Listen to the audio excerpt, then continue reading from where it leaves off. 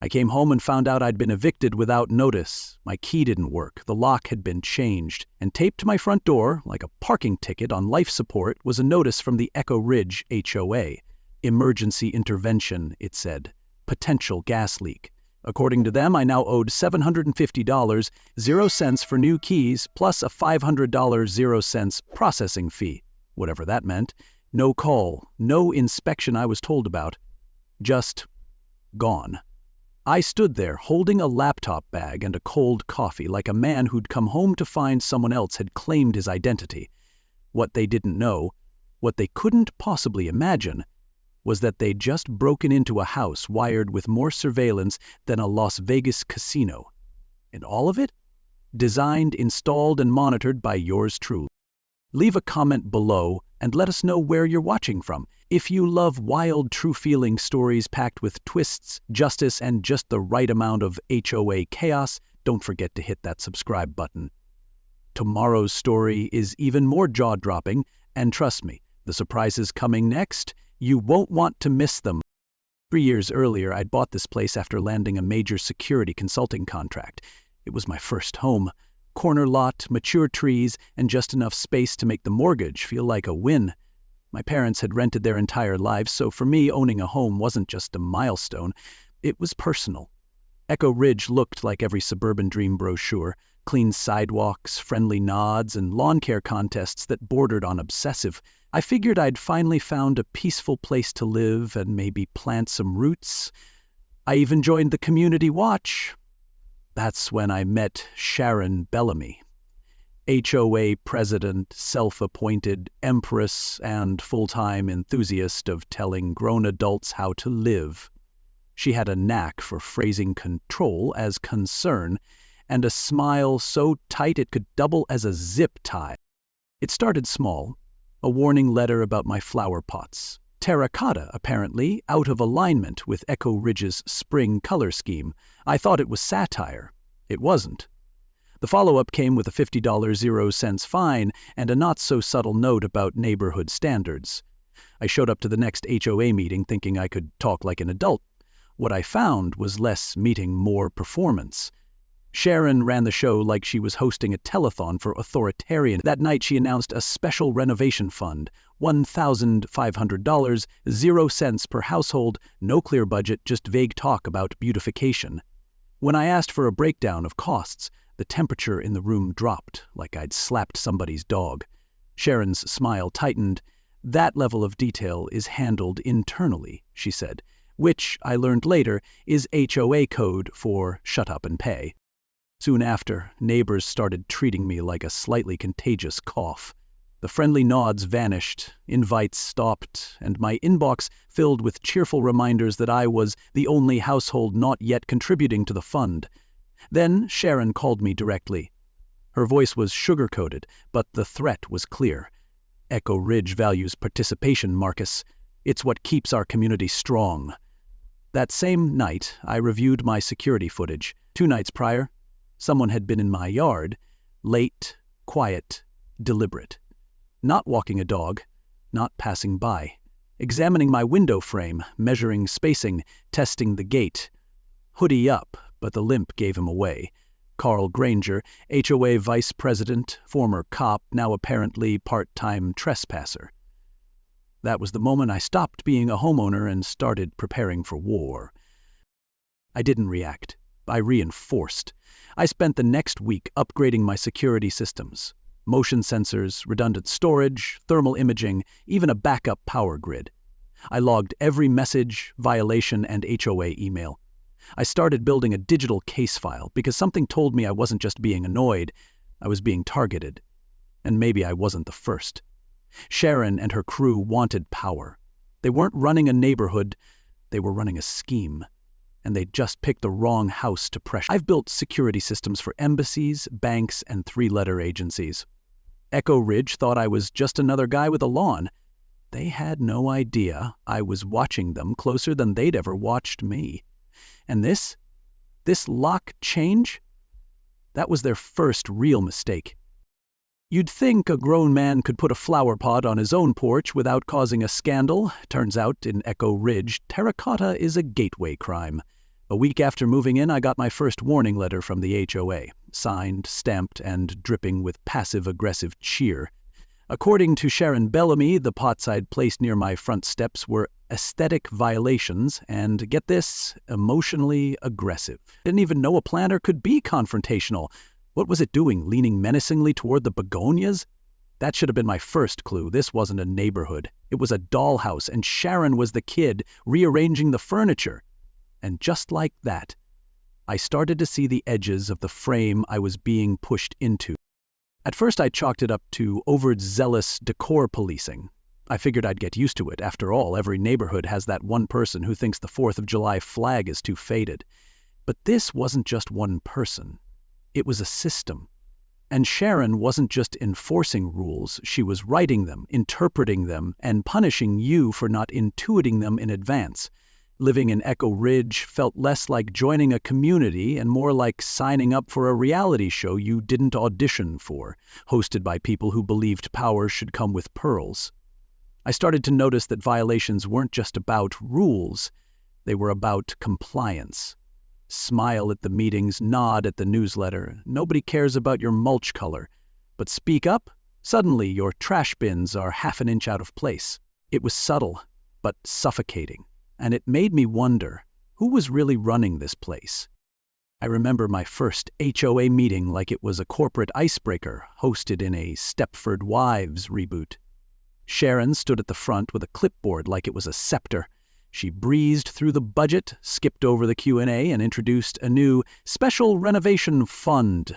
$1,500, 0 cents per household, effective immediately. No vote, no breakdown. Just a pretty slideshow with before and after mock-ups so vague they could have been AI generated. When I raised my hand and asked where the money was going, the room got quiet. Sharon gave me the kind of smile people give toddlers who ask if Santa's real. That level of detail is handled internally, she said, before moving on. Internally. Like we were investors in a hedge fund, not homeowners with checkbooks. The meeting ended with applause. I clapped, too, because I hadn't figured out yet that in Echo Ridge, silence was currency and skepticism had consequences. After that night, the air shifted. People still waved, but it felt performative. My next violation? Excessive solar reflection from second-floor windows. Apparently my home was moonlighting as a lighthouse. I began documenting everything. The letters, the fines, the frostier-than-usual nods from neighbors. That's when Julia Tran pulled me aside after a mailbox run and quietly said, "You're not the first. Just don't push too hard." She was polite, professional, and quick to change the subject if anyone walked by. But what she told me stayed with me. Others had been targeted for asking the same questions. One man, she said, ended up moving out after being cited 6 times in 3 weeks for decorative stone alignment. I didn't know whether to laugh or install floodlights. Either way, I wasn't going to be the next casualty, at least not without a paper trail. By the 2nd month, I realized I'd moved into more than a house. I'd moved into a hierarchy, and the rules weren't just written, they were lived, enforced, and weaponized. I wasn't dealing with neighbors, I was dealing with functionaries in khakis and clipboards. Sharon didn't need majority votes, she had silence, fear, and a board made up of 3 people who owed her favors. It wasn't just about grass height and porch lights anymore, it was about obedience. Subtle, quiet, controlling obedience. I didn't know it then, but my name was already showing up in board emails. They'd labeled me non-compliant before I'd even finished unpacking. And the worst part? I had no idea how deep the roots of this HOA machine went, or just how far Sharon was willing to go to protect it. So I started smiling a little more at meetings. Keeping my lawn precisely at 2.5 inches, I made it look like I was folding, but inside, I was taking notes.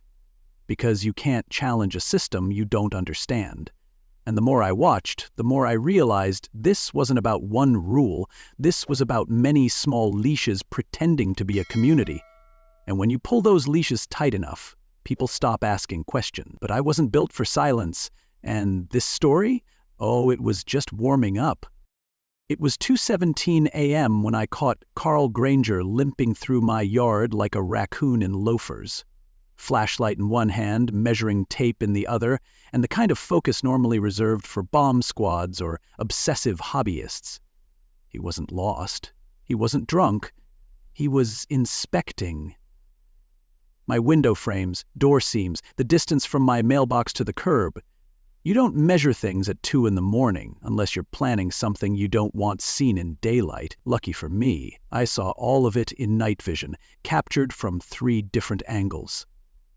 That's the moment I stopped thinking I was being paranoid and started realizing I was being hunted. And I don't mean paranoid like tinfoil hats and coded cereal boxes. I mean strategic, calculated, HOA-level stalking. And that's when I made the decision I was going full Homeland Security on this house. The next morning, I installed backup drives, silent alerts, and a series of hidden cameras so discreet I had to label them myself to remember where they were. One was disguised as a squirrel feeder. Another was embedded in a decorative column Sharon herself had once complimented at the fall social. It was poetic. If the HOA wanted to play games, they'd chosen the wrong opponent.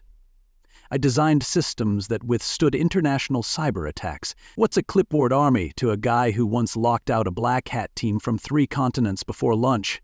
I wasn't just securing my home. I was turning it into a living courtroom where every step, every whisper, every dirty trick could be preserved, replayed, and subpoenaed.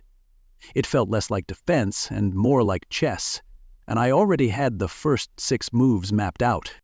From that point on, I didn't delete a single thing. I logged every violation, every passive-aggressive email, and every suspicious sidewalk glance.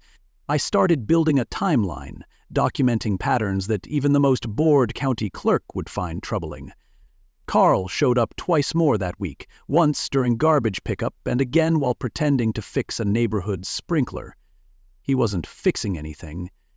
He was casing, and I had the footage to prove it. Meanwhile, Sharon kept up her campaign of polite pressure. I received another fine, this time for non-uniform mulch texture. Yes, apparently bark consistency was now a moral issue. I almost admired the creativity. But what they didn't realize was that every fine they sent, every vague threat they made, was adding another nail to their own legal coffin. HOA enforcement in Echo Ridge operated like a petty Cold War regime, spying, fining, gaslighting, and pretending it was all for the greater good. But the irony? Sharon wanted control. She demanded submission, yet here she was, unknowingly mic'd up, surveilled, and documented by the very homeowner she thought was too non-compliant to matter. It's one thing to push people around with letters and bylaws, but it's another thing entirely when the person you're pushing back has high-definition recordings of your board's every whisper. And while they were busy quoting page numbers from a 20-year-old HOA handbook, I was quietly building a digital dossier that could outlive their committee terms. But I knew this was just the beginning. Catching them sneaking around was a warning shot. They were testing my defenses, and testing meant planning, which meant escalation was coming. And that's when I started laying bait. Not just cameras, but small things. A file folder labeled Private Contract Echo Ridge left visible on my office desk. A fake invoice for an unrelated land survey accidentally mailed to my own mailbox. A second Wi-Fi network with no password, and a planted folder marked HOA Financials. The kind of thing a curious intruder wouldn't resist opening. Because when someone thinks they're in charge, the one thing they can't ignore is the illusion of secrets. And I wanted them to chase the illusion, because the deeper they dug, the more they exposed. So while they were busy plotting behind blinds and bylaws, I was pressing record. And the real kicker, every frame, every file, every whispered plan was backed up off-site and time-stamped. Not even a court could claim tampering. And if you think this all sounds a little over the top, you've clearly never been fined for having the wrong shade of driveway sealant. Sharon and Carl thought they were playing HOA hardball. What they didn't realize was I played long game chess, and I never move without setting the board. And right now, they were dancing all over it. It happened while I was out of town for a 3-day security conference of all things. I had a gut feeling something might go down while I was gone, so I left everything prepped. Backup systems, battery redundancy, and a little surprise bait where I knew they wouldn't resist. And right on cue, 12:04 a.m., my motion alert pinged. Carl Granger and Todd Keene, the HOA's personal wrecking crew, were creeping around my backyard with flashlights like two kids trying to steal test answers. They thought I wasn't watching. They thought they were alone. What they didn't know was I was tuned in live from my hotel room, popcorn in hand. The funny thing about predators? They always think they're smarter than their prey, until they're the ones in the cage. They picked the lock with all the subtlety of a high school prank and let themselves in like they had a key to the kingdom. Todd beelined for my home office, while Carl stayed near the hallway, whispering updates like he was part of a tactical raid. I watched as Todd plugged in a drive and started copying files from a folder I'd labeled Critical Designs Confidential. That folder? Nothing but blueprints of a fake neighborhood-wide security system filled with flaws only a toddler wouldn't catch. It was my Trojan horse. Data laced with tracking scripts, metadata fingerprints, and digital breadcrumbs that would tell me exactly where they moved the files and who tried to open them. Like rats stealing cheese from a mousetrap designed by a cheesemaker. Except in this case, the rats were bragging about it into the camera. How dumb do you have to be to narrate your own crime aloud? On camera! Todd literally said, "This stuff's worth a fortune, man. Bellamy's gonna flip when she sees these." Carl added, "We'll finally get what we need to push him out for good." Push me out? That's when it clicked. This wasn't just about fines or non-compliant flower pots. This was about my property. My house sat at the edge of Echo Ridge, bordering a small greenbelt the HOA had mysteriously reclassified as available for DV Dellum. If they could force me out, they'd get the land connection they needed for a lucrative developer deal. It wasn't about violations. It was about leverage. They weren't protecting the neighborhood, they were flipping it. I let them finish. 2 hours they spent inside. Never once checked the water heater they claimed was leaking. But they did manage to search my desk drawers, photograph tax returns, and swipe one of my old USB drives I'd intentionally left in plain view. That drive was another decoy, filled with fabricated financial records, showing fake investments and a portfolio worth over $3 million. And wouldn't you know it? Carl's voice dropped to a whisper when he saw it. "He's sitting on millions," he said. "We could use this." The greed in his voice was almost cartoonish, but that's the thing with bullies who think they're clever. They always reach too far, and they always think no one's watching. That night, I backed up every clip, tagged every timestamp, and filed every frame in what I now called my HOA prosecution vault. By the time I got home, my front door had been replaced, my locks were changed again, and a fresh HOA notice was waiting for me. Apparently, the break-in I'd just witnessed on camera had been rebranded as an emergency inspection, and the new lock was for my own safety. They even had the gall to include a bill, $750.00, for keys I never asked for, and $500.00 more in administrative fee. I didn't scream. I didn't argue. I called Julia Tran, and I smiled, because now I understood everything. They wanted my house, they wanted my silence, and they wanted to believe they were still ahead, but every step they took, it just tightened the rope they'd been weaving for themselves. And me? I was done warning. I was documenting. Because the HOA had declared war, and they still didn't realize I had the whole thing on tape.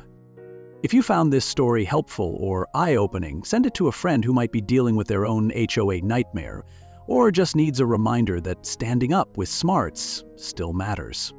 Sharing stories like this can help more people push back against unfair systems. Leave a comment and let me know what you think.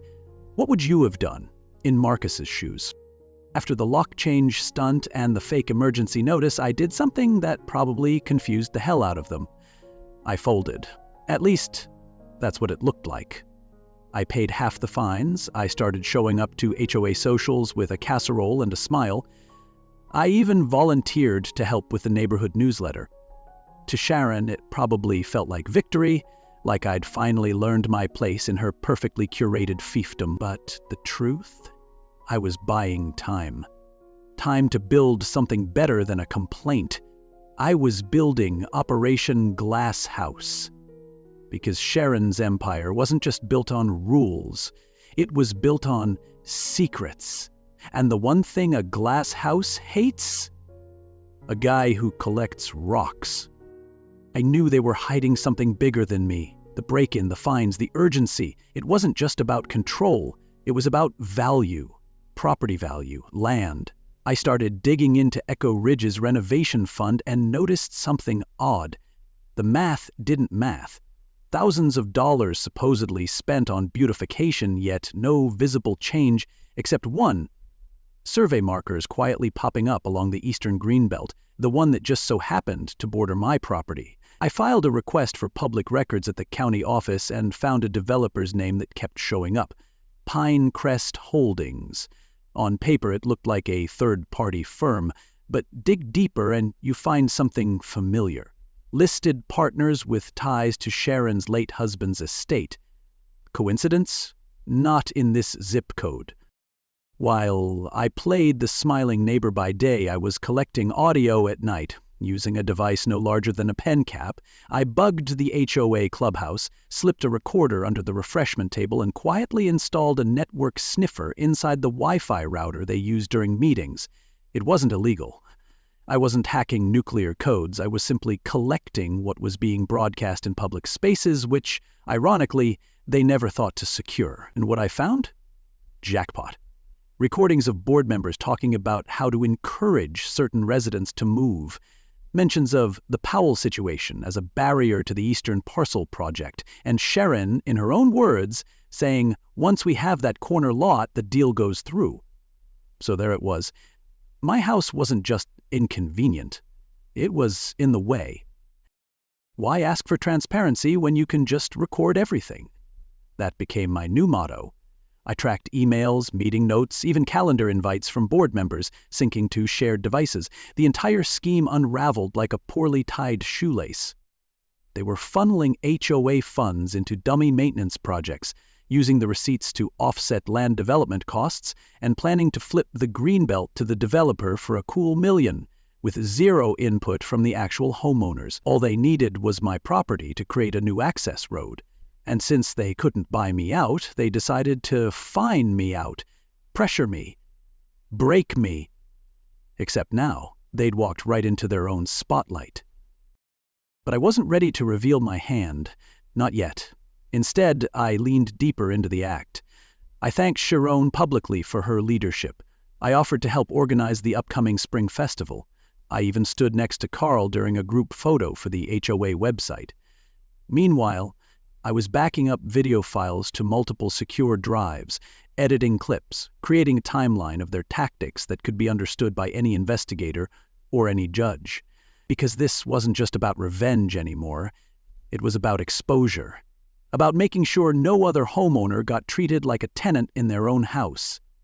And when you're surrounded by people who wear fake smiles like armor, sometimes the only way in is to smile wider. So there I was, at the HOA barbecue grilling next to Sharon, nodding at her speech about unity and standards, all while my shirt pocket quietly recorded every word. She said we were on the same page now. I smiled, not because it was true, but because I knew exactly what page she was on. And soon, so would everyone else. The best part? They never suspected a thing. Sharon's empire looked solid from the outside, but from where I was standing, it was already cracked, and I was just waiting for the perfect moment to drop the first stone. It always amazes me how people with the most to hide get bold right before they fall. The HOA had tried fines, threats, even midnight trespassing, but this time they tried something different, something criminal. While I was prepping a live audio sting of Sharon's secret land deal meeting, Greg, The HOA's unofficial locksmith and professional weasel slipped into my house during a fake inspection and planted a small plastic bag in my bedroom closet, the kind that ruins lives. Minutes later, Carl Granger and Officer Collins showed up at my door with that smug mix of concern and performance. "Anonymous tip," they said. "Sure, and my trash bins were probably too patriotic too." I stayed calm. I wasn't surprised. I'd seen Greg do it, on camera, from 5 angles, in high resolution, with time-stamped metadata and audio enhancement so clear you could hear him breathing heavy like he was robbing Fort Knox instead of tampering with a single-family home. I greeted them like a confused homeowner and invited them in.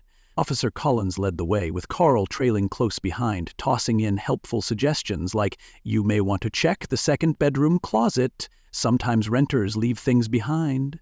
The kind of subtle that makes you wonder how these people ever passed a background check. But I smiled, because what they didn't realize, they just walked into the best amateur film screening of their careers. As Collins prepared to open the closet, my front door rang. Right on cue, Julia Tran, attorney, neighbor, and expert in well-timed entrances, stepped in, holding her notepad like it was the Constitution. "Before you proceed, officer," she said, "do you have a warrant for this search?" Collins hesitated. Carl stepped back. The mood shifted. I could almost hear Sharon panicking in her car down the street, probably watching the whole thing through binoculars and chewing on a sugar-free. Collins tried to brush it off, but Julia wasn't budging. "An anonymous tip isn't sufficient cause, especially when the resident has a legal right to privacy," she said calmly, like she'd rehearsed it. Which, knowing her, she probably had. I could have stopped right there and watched them squirm. But I had something better. I turned on the TV and pressed play. The footage filled the room.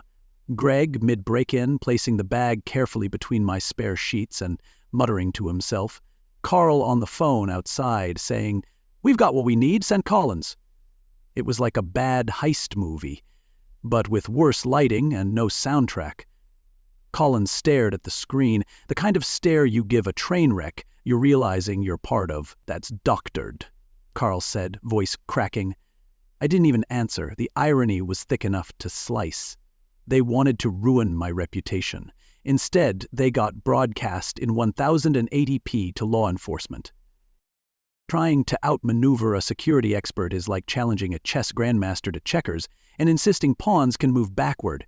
Collins stepped outside to call for backup. Carl followed, looking like a man whose leash had finally snapped. I stood in my own living room, next to Julia, watching the digital trap snap shut.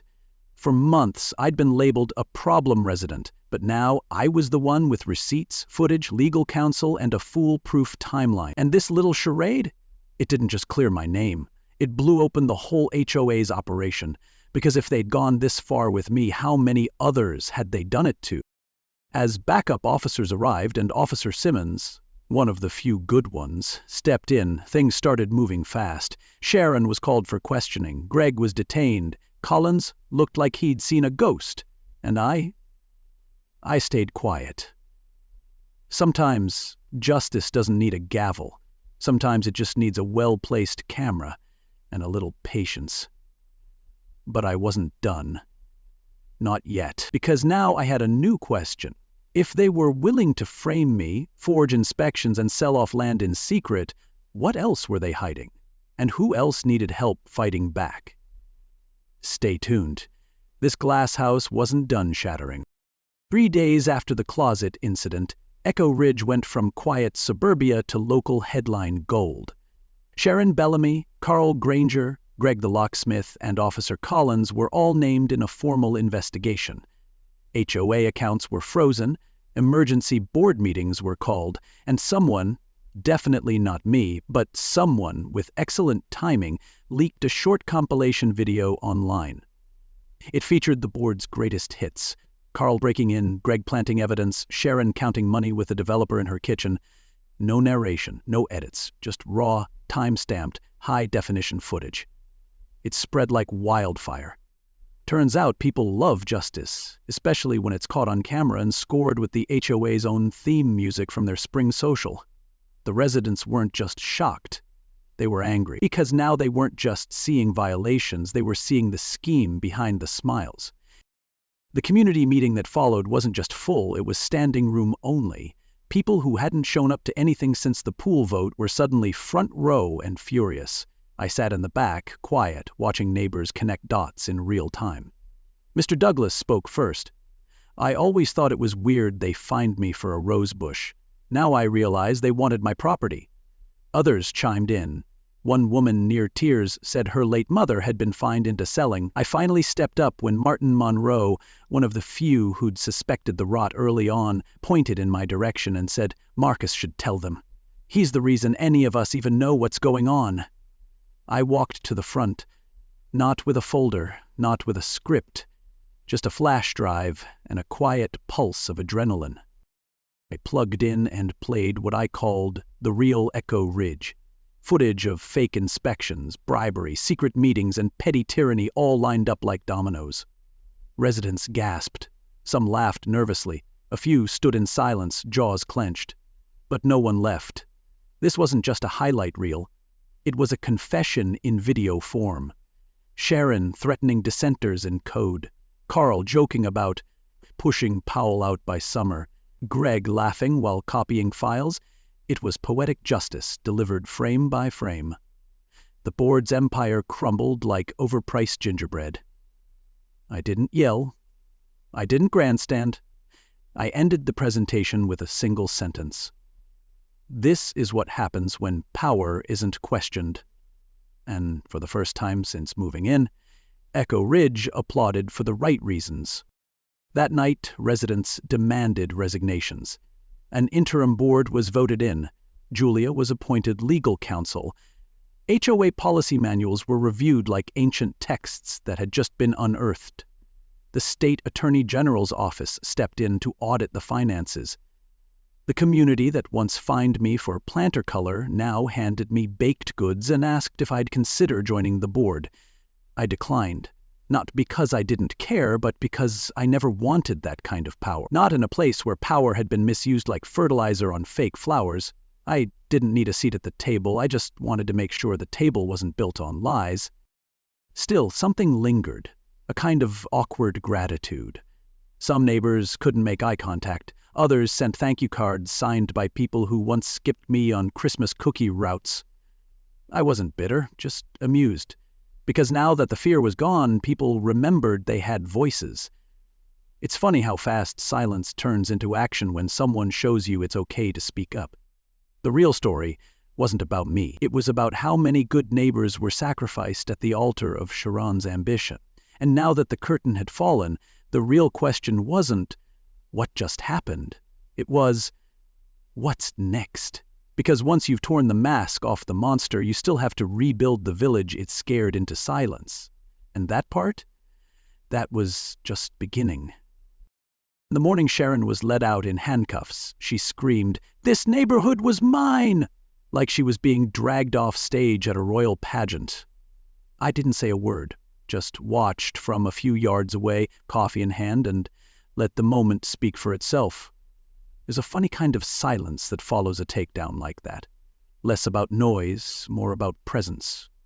It wasn't revenge, it was resolution. Sharon lost control of Echo Ridge, and with it, the little empire she'd built out of fines, threats, and fear. But me? I didn't win a war. I just exposed the wiring behind the illusion. Turns out, when you shine enough light, the shadows scatter themselves. What came next surprised me. Not the investigations, or the lawsuits, or even the HOA reform meetings. No, it was the emails. Dozens at first, then hundreds, people from all over the country reaching out. Our HOA's doing the same thing. How did you catch them? Can you help us? At first I didn't answer. I wasn't trying to be a hero.